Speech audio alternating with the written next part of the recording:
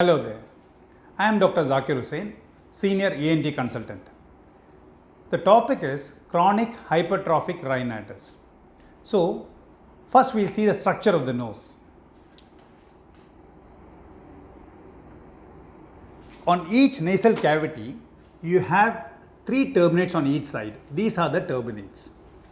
The characteristic or the property of the turbinate is that it can swell up and decrease in size. That means it has got erectile tissue and it has got a very good blood supply too. So, if you see a lateral view, it will look like this. So, this is the inferior turbinate, middle turbinate and the superior turbinate. So, the change in size of the turbinate, which usually it ranges between 4 hours to 8 to 12 hours.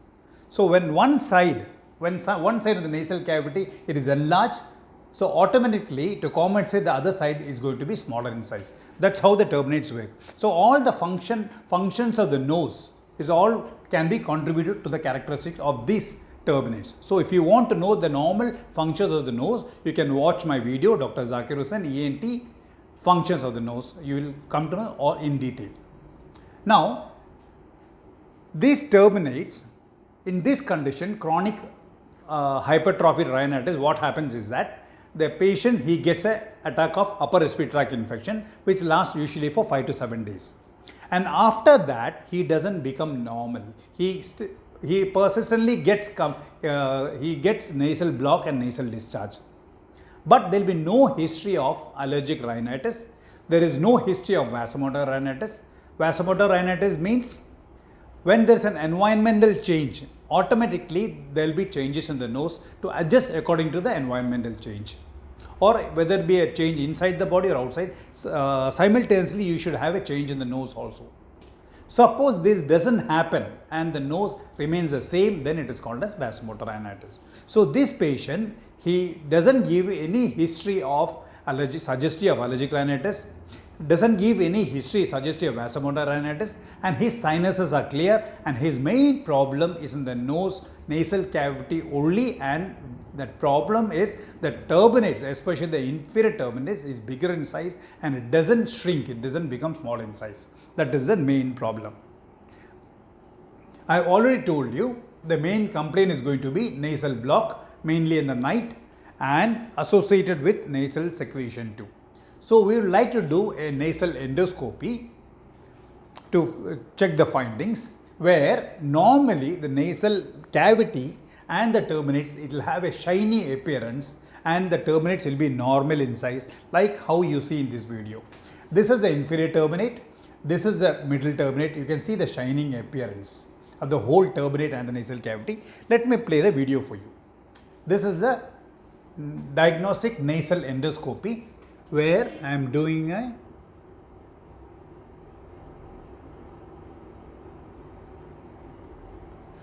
nasal endoscopy, where we can have a look that all the turbinates and the nasal cavity lining, everything is shining in appearance and turbinates are normal in size. That is how it looks like.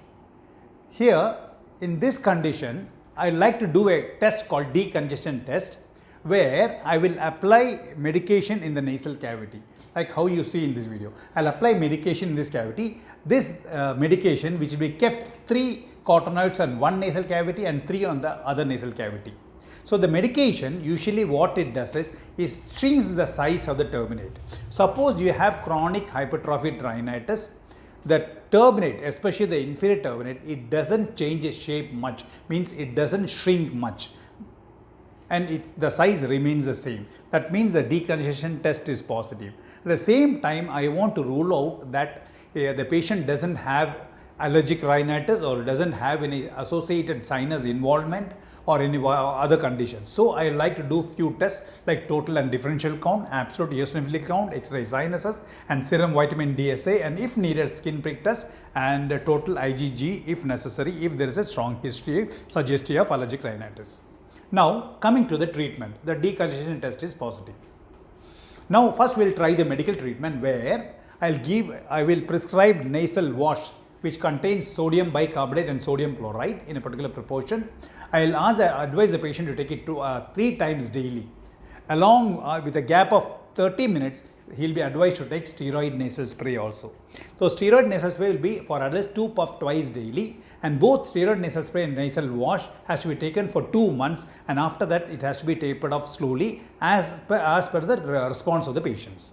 Now, how to use a steroid nasal spray and how to use it properly, what are the technique of using steroid, the nasal wash. If you want to know, you can watch my video, Dr. Zakir Hussain ENT nasal wash, or you can type Dr. Zakir Hussain ENT nasal spray in YouTube. You will get in detail how to use the nasal spray and nasal wash.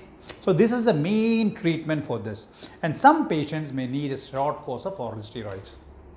Now, in case the treatment fails, the patient doesn't respond, how can we know that the patient fails? We can just ask 2 questions.